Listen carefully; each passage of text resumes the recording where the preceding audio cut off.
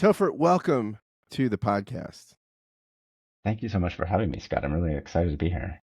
It's great to have you. You've written a book, Gaia Wakes, Earth's Emergent Consciousness in an Age of Environmental Devastation. Your name, Topher McDougal, as a guy who grew up with the name Scott Jones, I've always had an envy of people with interesting names. But I'm interested, as a kid, when you grow up with an interesting name, do you want a boring name? Totally. In that I went through a whole phase of insisting amongst all my friends that they call me Steve, and my friends would do it, and my parents refused. They would not call me Steve. Yeah, but your actually, friends would not do it. no, my friends would. My parents Or would refused because your friends like would? Okay. presumably my parents thought about it for a while. I mean, it's actually not an interesting name. It sounds like an interesting name until you realize that it's just the butt end of Christopher. My father's name was Christopher, and he went by Chris. So, in order to reduce confusion or whatever in the household, I was Topher. Yeah. You were So it's not. Topher. Yeah, it's not. It's not actually an interesting name. Well, it's interesting to me. I mean, now you break it down, it seems more common, but there's and you teach you teach in California, and you teach in the field of peace studies. How'd you Yeah. get into peace studies? How does one get into peace? Is that a personality thing? Are you conflict averse? I probably am. I well, my parents were sort of hippies. They both were, they.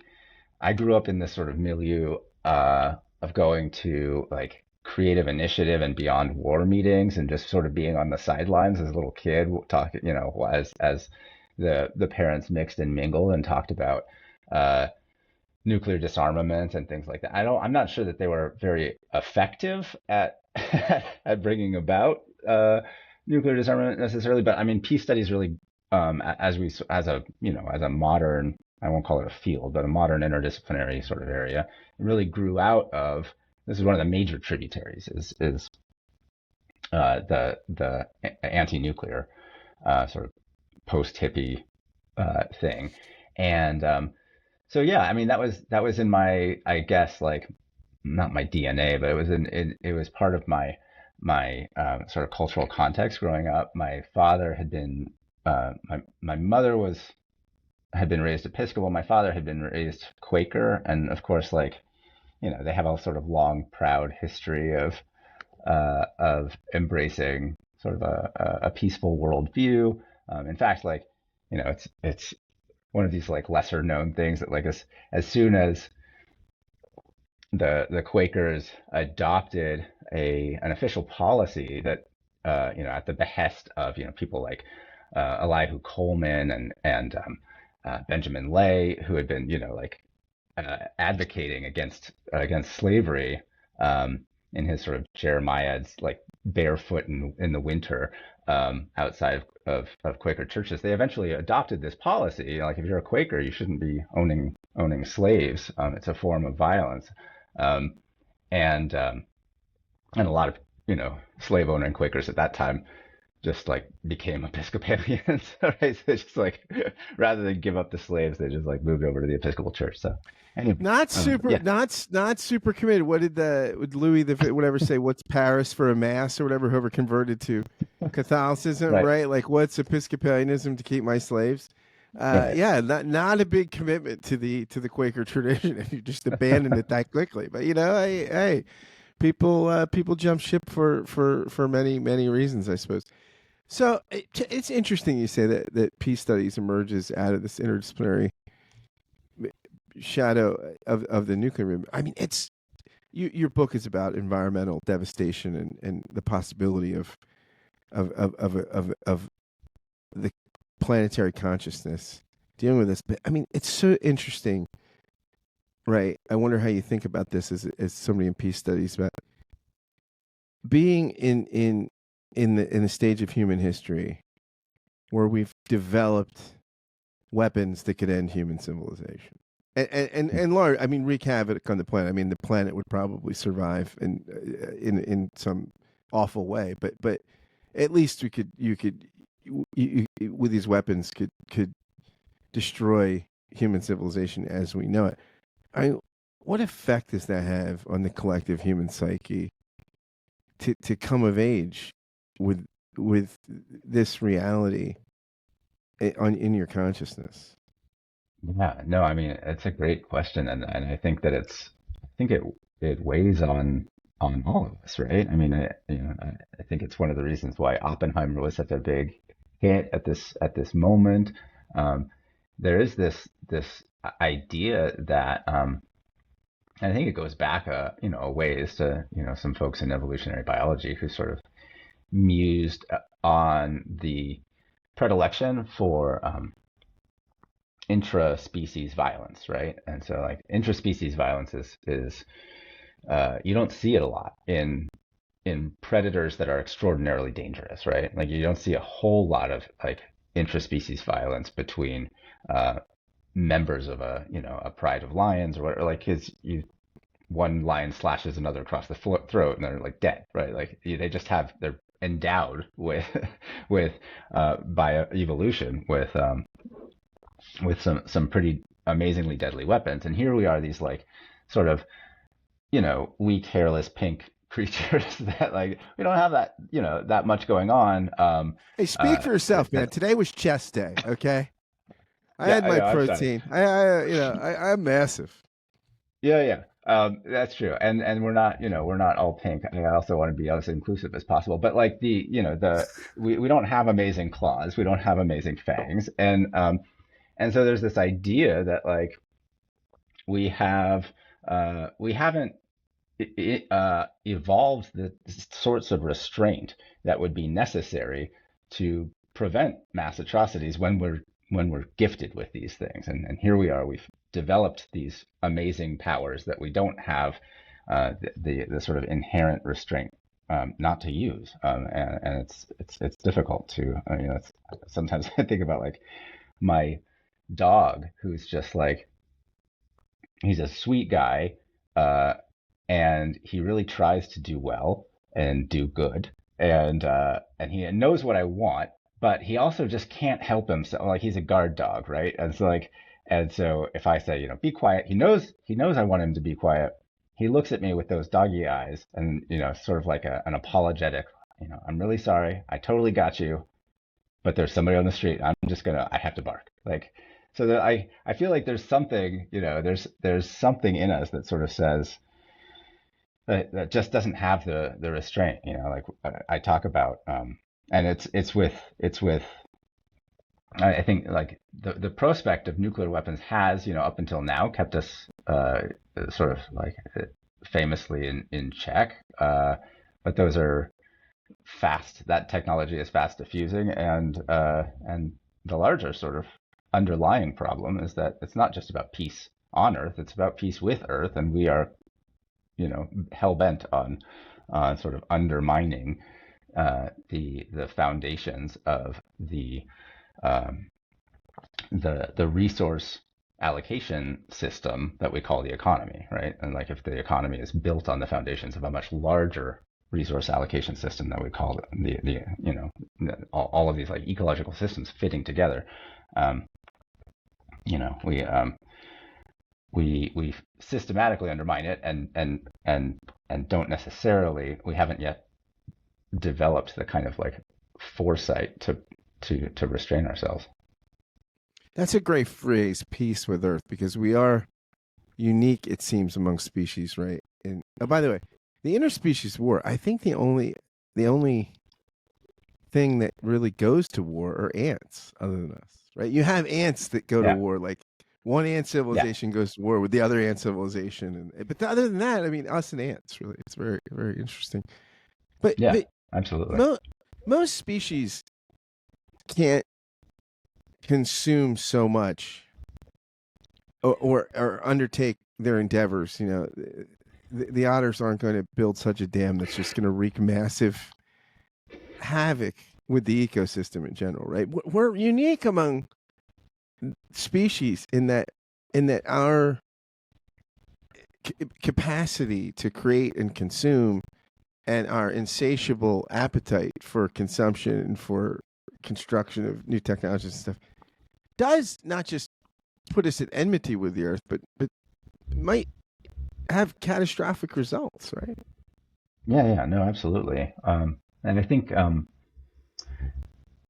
yeah, I mean, you mentioned ants. I think that it's one of the really things that one of the things that's really interesting, I think, to think about in terms of ants is that, they do form these collective entities. We can sort of better think of ants as colonies than as individuals. They're not really, they bring one ant apart from its colony, and it's quickly just gonna like lose its mind and wander off, probably die of starvation or whatever. But this idea that like the whole colony is a living organism is one that lots of people have sort of looked into. I think what's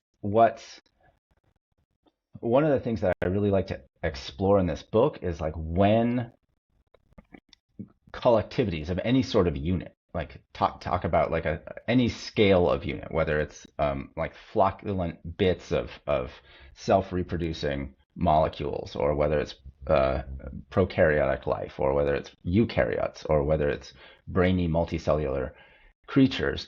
Like, at what point do the collectivities that they form then develop centralized nervous systems, essentially, right? Like, you can think of colonies of eukaryotic organisms, say, banding together, like periphery, like sponges. But eventually, the sort of most promising evolutionary line becomes the coordination of that on a massive scale. And so you get the development of neural networks that are sending electric signals much faster than the chemical signals that periphery use. And so you can sort of coordinate the organs and the limbs of creatures in a kind of centralized way. And the same thing, I think, can be said of collections of brainy multicellular animals as well. I just think that in the case of ants, they are in some ways like they're actually they're restricted in their ability to create a new scalar level of organization by their intelligence. But I think that part of the sort of main thrust of this book is that there have been these 4 large scalar leaps in evolution, and they've each been characterized by exactly this, like units, sort of these subordinate units, like become something larger than themselves, and they become subordinated to a larger logic and a larger sort of coordination scheme that has to operate faster than they operate. And I think that that's what we're witnessing right now. Yeah, you talk in the book. Your metaphor in the opening book, or your part of your inspiration, is this great Star Trek, The Next Generation episode. I'm a huge Star Trek fan. I like all things Star Trek, and so when I read that, I lit up. But in this one episode where the Enterprise actually, an emerging intelligence kind of happens, it emerges from the ship, and it kind of takes over. It begins.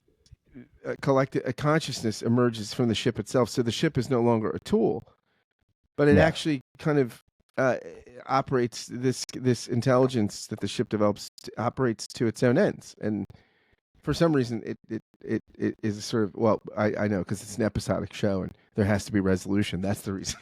But I mean, in that episode, it's sort of this emerging intelligence ends. But you kind of say, like, what if something like this happened with the Earth, right? What happens if with AI, with our emerging technologies, that somehow we like this episode in Star Trek, the Earth itself develops a kind of intelligence, right? I mean, that's what you're proposing. Yeah. Could happen and may happen. Yeah. Yeah. So no, exactly. Like, and in that episode, right, there are all of these sort of AI subsystems that help to power the ship. But it's like, it's a product of the 90s. Usually these subsystems are like all routed through people. Like, people are the interface between the operations and the and logistics subsystem, or like the navigation system or the weapons system or like the life support system. But now, like, the ship has somehow started to build this neural network to connect all of them together. And the fact of doing so like allows it to become sort of more than the sum of its parts. And all of these systems then like it's you know it's I think it's a really well done episode in a lot of ways. Like all of these systems then have to um, debate and argue and sometimes come to blows on the holodeck. So you could sort of see it all playing out, like the just as our own brains are full of different types of processing centers that are constantly debating with one another, right? Like I think that much of I'm not like this, and another sort of caveat here is like I get into I've been like necessarily drawn into like a whole lot of literatures that where I'm like, I'm an economist. I'm not expert in many of these literatures, but one of the sort of I think most interesting things to come out of the study of psychology and brain science in general is this idea that like when we make decisions, right, there is no homunculus, there's no little being that is like creating these decisions for us, or like the chairman of a board or anything. Like when we make a decision, it's much more like there is somebody who's, like all of these systems have been arguing and then they've come Right. to some sort of like maybe democratic, maybe like not so democratic consensus. And then somebody was told, like, now go outside the boardroom and so it's like the press officer, right? Like the press officer goes out and says, all right, everybody, this is what we're going to do. But the press officer's not in charge, right? Like it's an emergent system. And that was one of the things that I really liked about this sort of analogy with Star Trek. And of course, as you say, it's an episodic show. For whatever reason, it demonstrates a self-preservation instinct. It also demonstrates a desire to reproduce, but then once it reproduces, it like dismantles the neural network that made itself possible in the first place for reasons unknown, and we all kind of revert back to whatever Star Trek as usual. Yeah, I love this idea of the emergent property, right? I mean, there's a book I read years ago by Christian Smith, a sociologist. I think he's at Notre Dame now. It's a book called "What Is a Person," and he talks about how the inspiration for the book came from a lot of his colleagues in social science who have this reductive view of personhood in the classroom. But then when they're activists politically, they have this sort of view of almost soul-like humanity, right? There's transcendent values. Right. And he tries to figure out like what is this soul-like thing, the subject of human rights and other things. And he says it's an emergent property, right? It can't be in these emergent properties. They can't be reduced. They're more than the sum of their parts, but they're inseparable from the parts, right? But you don't just get there from adding up the parts, right? There's something collective Right. that happens. And you think this could happen with the Earth, guy? You think? Look, we're at some. Now this sounds kind of sci-fi. Okay, it took me back to the Transformers animated movie that was from like the '80s, where the one planet was like a thing or whatever, and it's a cybernetic kind of reality or whatever. Yeah. But this is hard to fathom, right? At what point the technology interfaces with the biology. But we do. I mean, look, we're not far from this. I mean, we're developing this stuff in humans, right? I mean, Yeah. we're becoming cybernetic in some sense. Like we're at the precipice of Yeah. that reality. You think it doesn't stop there?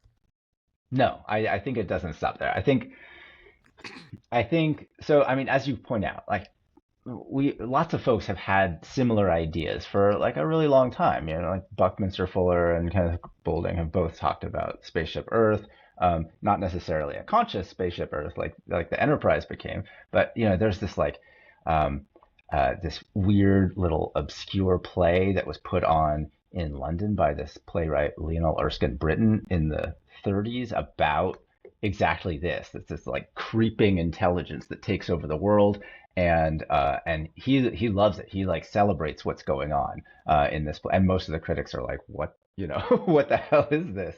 And even if we could buy this, it wouldn't be something to celebrate. And then, in the 60s and 70s, you get Marshall McLuhan talking about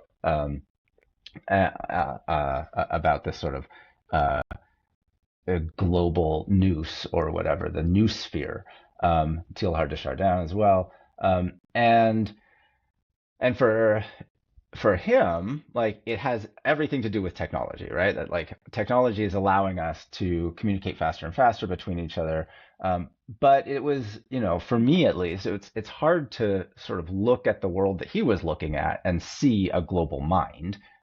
It's maybe a well coordinated, right, global species, but it's not a global mind.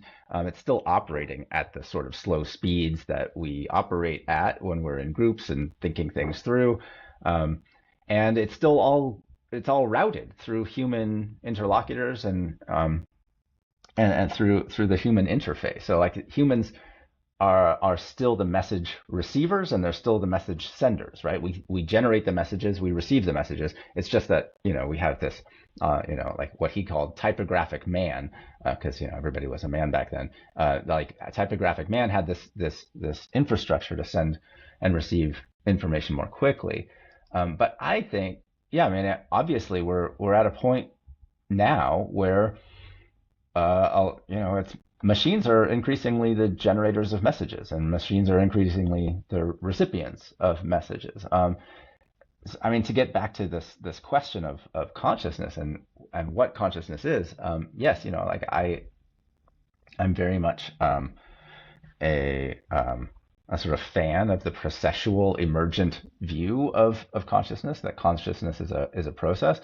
And I also think that it's not something that is objective.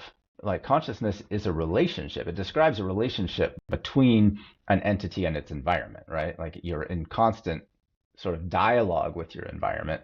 And so if you think of like I think of it as having like at least three interlocking elements. Like one is that you need to have some sort of predictive models of reality. Like you're running models that allow you to predict what's going to occur in your environment so that you can navigate it more easily and exploit energy gradients and become fully, more entropic. So that's like this mental mapping that goes on, and it sort of collapses these like chains of cause and effect, like X happens here and then a long time later Y happens there, into this sort of like usable logic model that we run faster than it actually happens in real life, and then or in our environment. And then you have to have like speed and bandwidth. This is like the second, I think, like the second interlocking element, because like the faster that map can be updated, and the more variables get put in there, like the more sophisticated it becomes and the more choices it enables. And then you have to like also have this ability to meta model. That is to say, like you have models running all the time, but you also have to model your models at the same time and sort of say like, how am I learning in the right ways? Do I need to be like, so this is like the learning to learn thing. And so this is like drawing heavily on Gregory Bateson,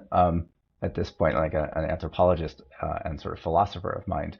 But I think that for a planetary, consciousness to emerge, you have to think like, that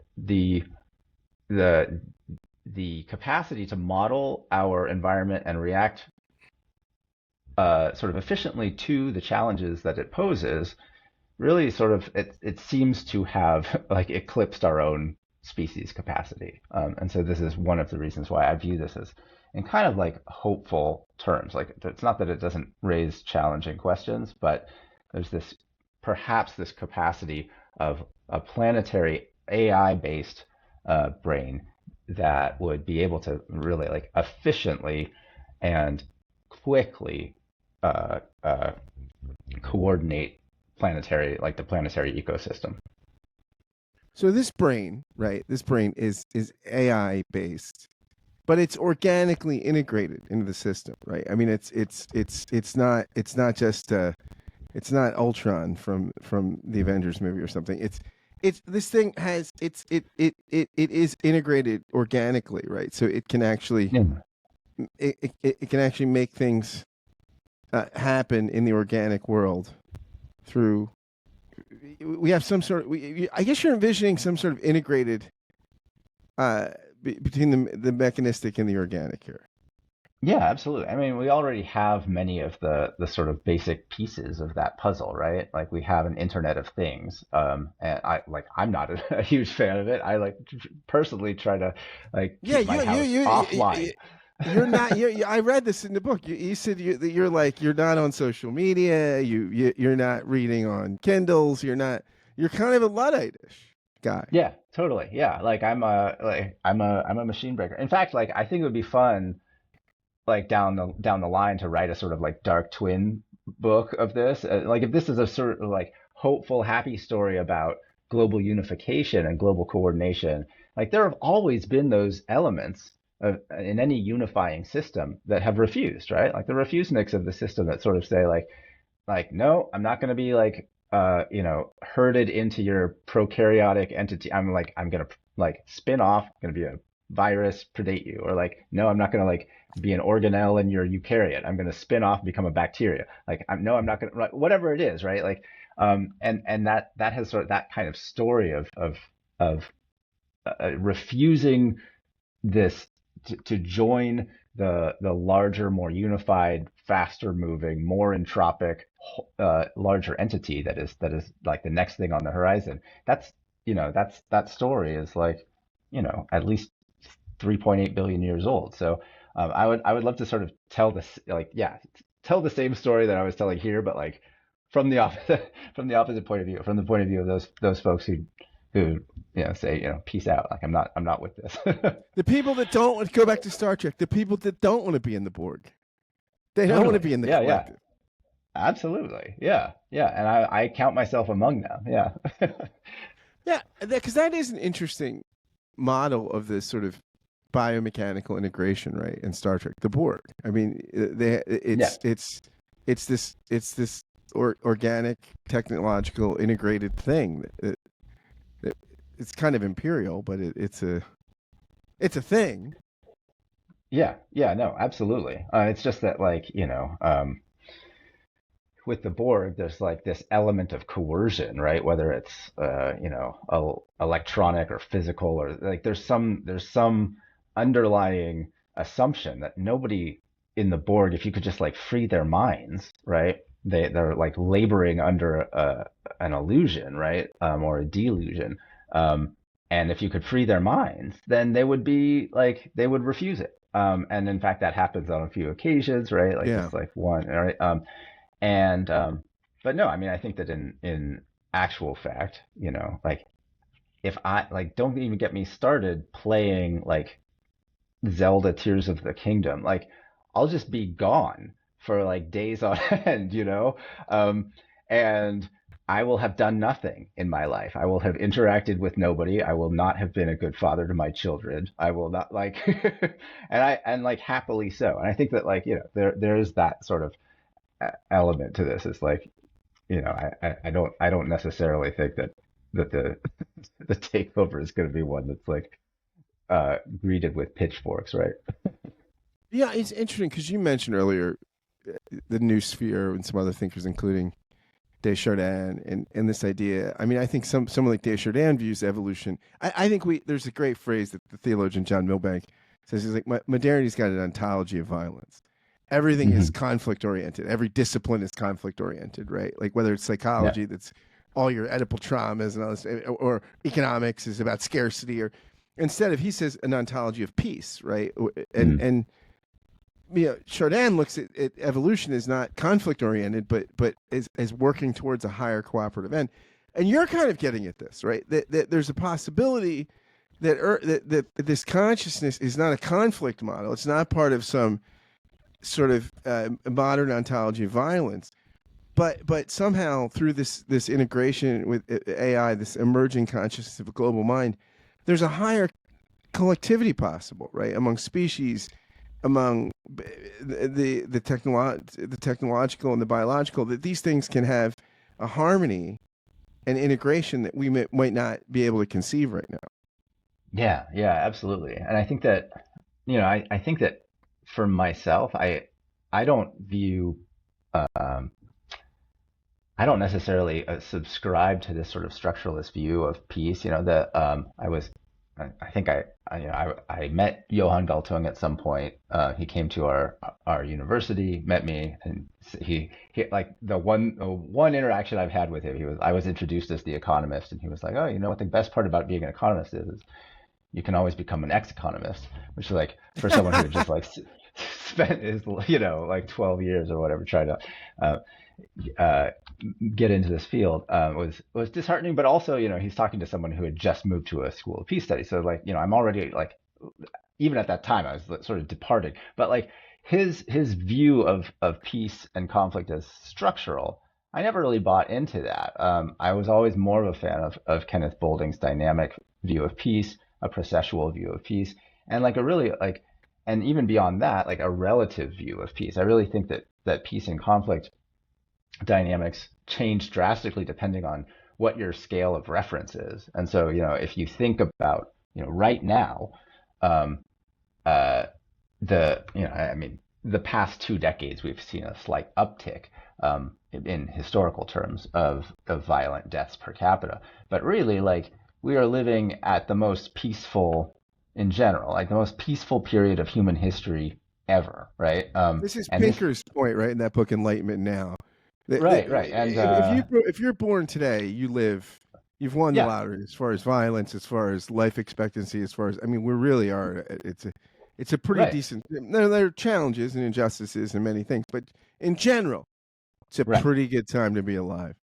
Absolutely. And so like and this is where I'm like I'd be interested to push people from thinking about peace on earth, which is like has a very sort of like it's self-regarding in a way, right? Like it views our species as our frame of reference. And so if you're looking at it from our species as the frame of reference, it looks like a very peaceful time. Like you could be deceived by like yes, like Ukraine, Gaza, like Sudan. There's a whole bunch of awful things happening out in the world.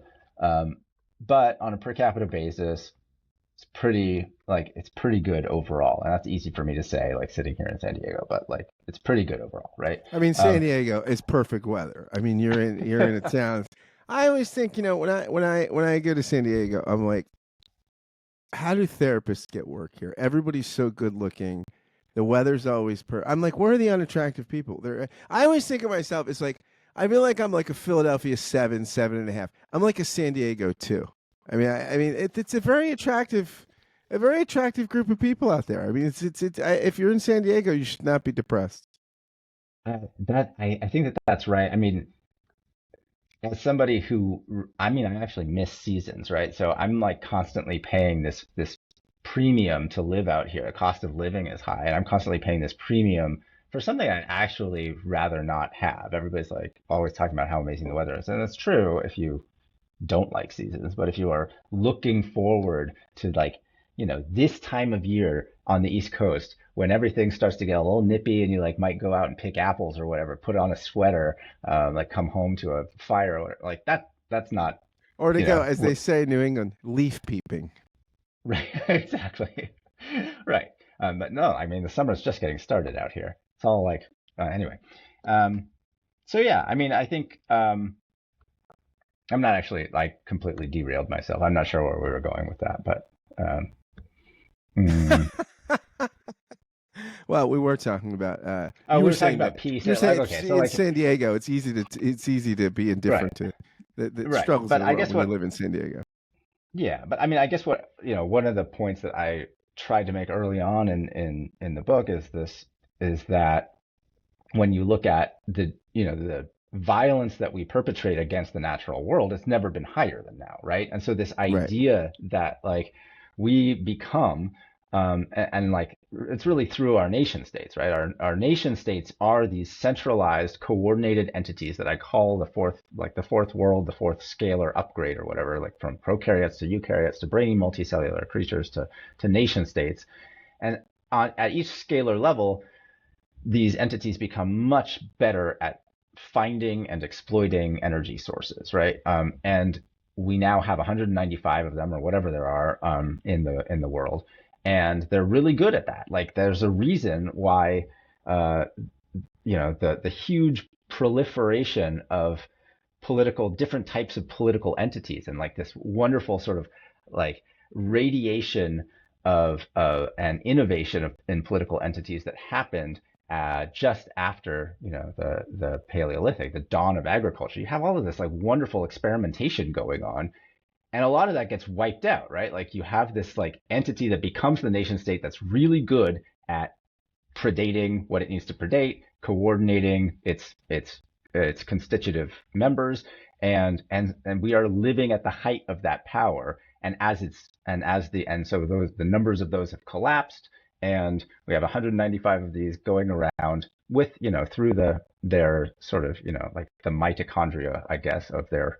of their corporations, really doing a fantastic job of finding and exploiting resources. It's just that those resources are the foundation of everything that we know on spaceship Earth, right? And so the one of the points I'm trying to make is that it's the best of times and it's the worst of times, depending on like what you're looking at. And so all of these resource scarcities that we are generating for ourselves are going to be really like the economic motivators behind a collective coordination. Now, the collective coordination that goes on, this AI is heavily involved in your story here. That it presents the possibility of this kind of networking and coordination. Now, I was listening to some podcast the other day. It might have been Ezra Klein or something. I forget what it was, but there was an AI expert, and they were saying that these instances, there's been instances where an AI was going to be that the corporation was using was going to be downside. It was obsolete. They were going to upgrade it, and the AI figured this out and threatened the CEO. Like it figured out the CEO was having an affair, going through their emails and saying, "I'll reveal the affair." I mean, we've had AIs convince somebody to commit suicide. At what point does we had this is where like the Terminator and the Matrix they don't seem so far fetched now. At what point does the AI say, you know what, they're a pest and we need the Orkin man? and the collective consciousness says, look, this thing we got so many great species. There's just one problematic one. Like, if we could get rid of them, I mean, at what point? I mean, is it fair to think that there might be the doomsday scenario when the AI it looks at us and says, really, like the girlfriend says, the problem is you. Right. I like that. Yeah, no, I think that's that is increasingly, especially amongst the folks who pay attention to this sort of thing. And I think a lot of us don't, right? Like it's oftentimes the tech set that's paying attention to this most, because most of us are like live in a world where things don't change as rapidly. Like nothing develops at this rate, right? But what we're witnessing now is a geometric growth pattern, where AI is doubling in terms of its computational power once every, I don't know, like 5.7, 5.9 months, right? So like it's I couldn't even calculate. It's probably around like 200, 300,000 times more powerful now than it was 8 years ago when I first started writing the notes for this book. So we don't have really good sort of reference points, I think, in our regular sort of social or political or economic lives for how quickly this is happening. But I also think that I make this point somewhere in the book that like they're really if we once we start thinking of AI as conscious, and I think that there are lots of reasons why we shouldn't yet, and there are, I think, an equal number of reasons why we should soon. I think that there are so many moral questions that it raises for us, and I sort of make this analogy to like raising my son, who's at the time I'm writing the book, he's growing bigger and stronger, and he's growing smarter and like I used to just like beat him at chess, no problem. I used to beat him at like all these games, and then now he's starting to beat me. And my control, right, necessarily has to wane because he's growing in strength. But hopefully, as my control wanes, I'm also inculcating in him a kind of sense of moral intelligence, ethical intelligence that will carry him forward and will be the foundation for like a good mutual relationship. And I think that like, it's not a perfect And eventually that analogy. story ends and you're not in a terrible nursing home. Right, Hopefully. you're getting high end strain beats, right? You're getting regular activity. This is hopefully you're not Right. warehoused. Yeah, no, I'll be part of the Thursday Murder Club or something. Yeah. Um, but yeah, I mean, it's not a perfect analogy because, my son is not going to grow up and essentially be a cybernetic god. He's going to be a person like me, Yeah, that's probably what like, Reed Richards and Sue Richards thought about Franklin Richards and the Fantastic Four, and then he is a that's godlike exactly figure. right. Yeah. Who knows? You might have he might be Franklin Richards. We never know. I think that, I mean, it is, um, in general, and I skip I focus a lot on like sort of the eventual, and like it's an exercise in kind of forced optimism, this whole book. I think there are a lot of ways that you could like turn from the most optimistic scenarios and or detour into, hellscapes or whatever. But what I would like to think is that humanity, having birthed these technologies in the first place and having the capacity to operate much more quickly and coordinatedly than most uh, ecological systems, becomes this sort of interface between this very fast moving electronic planetary brain and a slower moving organic, the natural world from whence we came. So we kind of understand both, and it becomes this like, I don't know if you know this story that I like hit upon somewhere, but where like Descartes is having this like interchange with a woman who I forget, she's like the princess of like Bavaria or something. Anyway, and she's having this exchange of letters, and she says like, I really love your dualist view of like mind interacting with the coarse stuff of our bodies or whatever, but like, and I must have missed it, but like, how does that happen? Like, when does the mind actually push on the stuff of the matter? Like, um, and Descartes like, well, you should probably just go back and like reread it or something. It was, it's in there, and like she goes back, no, but like I reread it, I still don't really exactly know where this interface is happening. And eventually Descartes is like, well, and this is obviously like a huge Achilles heel that she's just like put her finger right on. Right, right, right. But and he comes back and it doesn't solve the problem at all, but he says like, I think it happens in the pineal gland. Like Yeah, the gland.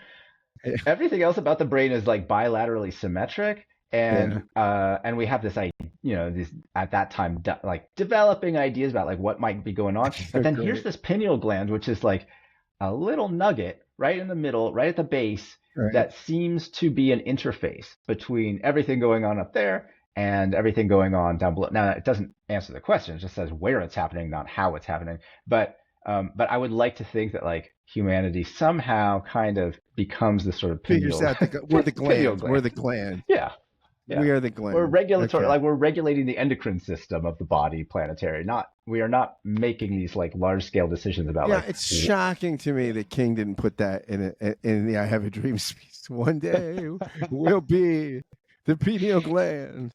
Yeah, yeah, I that's have a yeah. dream. Yeah. Yeah. What's interesting to me is I think about your thesis, about your the vision you have in the book is here. I think we think of ourselves, we think of the earth often as an object, right? And we're the subjects and we're the actors, and it's largely passive, right? And here, when you talk about decision making processes and how a subject, whether it's an individual subject or a, a collective, like a nation state, they send the press secretary or whatever, you're saying there's this dynamic interaction.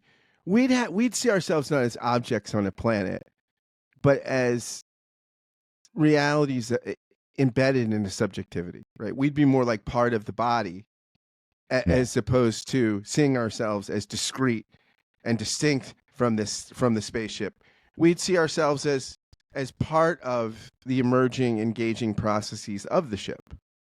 Yeah, exactly. I mean, I know that like humans are not used to looking at things like that, where like we always are trying to create these sort of like a scala naturae, like some sort of like, you know, hill that we can play king of the hill on and be on the top and be commanding everything else. But I think that yeah, I think that a healthy relationship in a more integrated like planetary superorganism is going to be one of like middle management essentially. It's just we're a little more like Avatar, right? I mean, that's kind of how they are. The creatures are in Avatar, right? They see themselves as part of an integrated thing, and the thing's Right, alive, and they're plugging into it, right? And they have their little tentacle things and everything. And there's like an integrate. There's a sense that they're not dominating the thing, right? There's a sense that right, they're a part of the thing, an integrated right, part of it. right. Exactly. Yeah.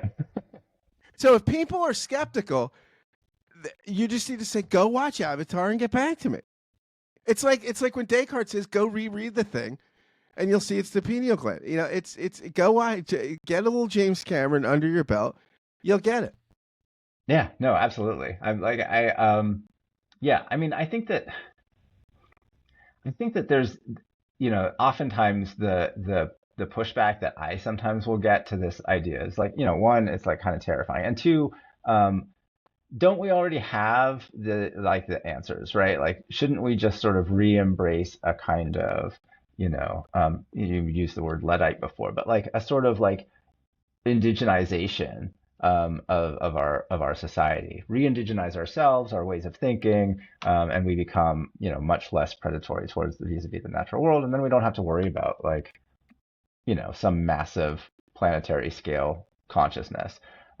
And like I feel like that's a really, for me personally, it's a very attractive kind of Yeah, uh, philosophy, and it's also one that I just think is like completely unfeasible, right? we're not going back. We're We're not not going going back. back. And I Look, think I think that this people I around here.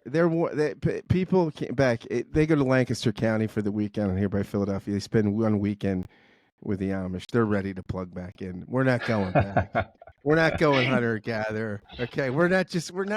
I mean, as you say, the indigenization. It's a great idea, and maybe if there was the zombie apocalypse or something. right, Uh, right. but even in The Walking Dead, they're not going back to hunter gatherer. They're trying to they're technologizing to the highest amount they can do, even in the zombie apocalypse. We're not going back.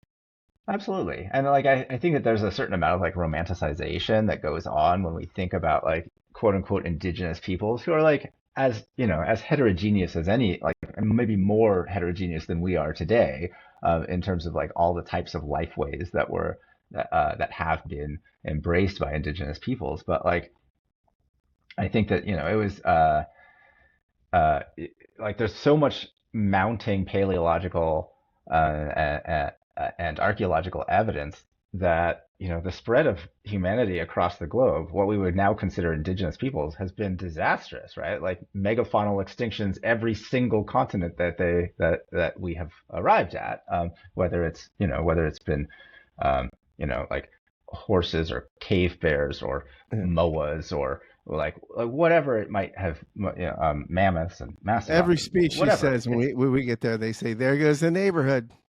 right. Um, yeah, giant sloths out here, all sorts of wonderful stuff. Um, just goes extinct, and then like whole systems collapse around them, right? Like you get the Maori coming to New Zealand, they uh, they hunt the moa to extinction, and that was like the primary thing that the Haast's eagle ate, and that like the largest eagle ever is now like has nothing to eat and it goes extinct too. Same thing like with cave bears, with European cave lions. Same thing with the American lion. Like it just goes on and on and on. That like we as a species, we're never in some wonderful like perpetual equilibrium with our environment, right? From the time we evolved.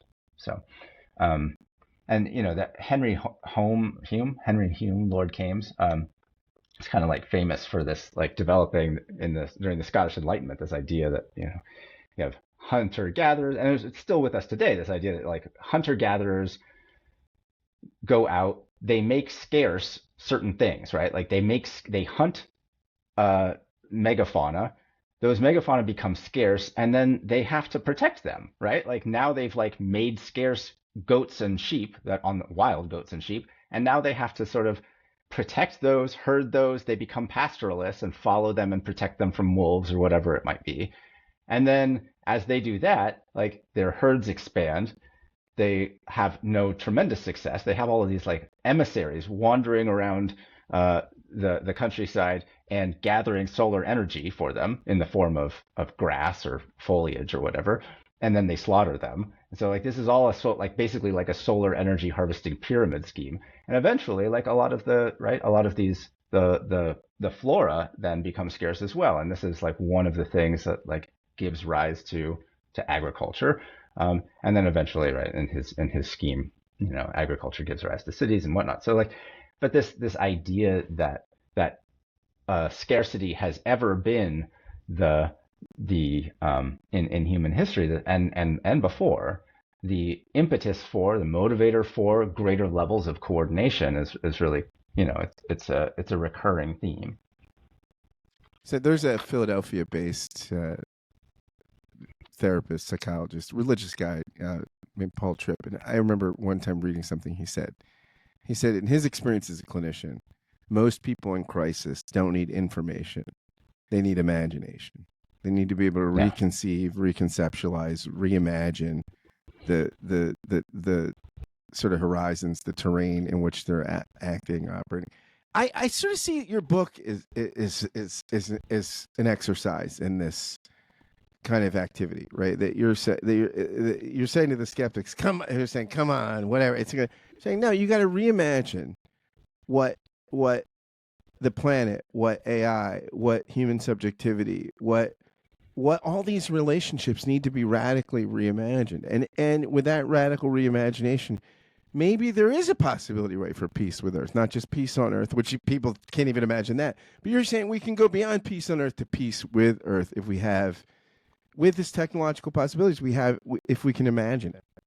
Yeah, absolutely. And one of the super cool things about, I think, at least in the early stages of thinking about a planetary superorganism, is that, just say like when humans became more effective hunters, they go out and they like predate animals in order to this is their way of harvesting solar energy.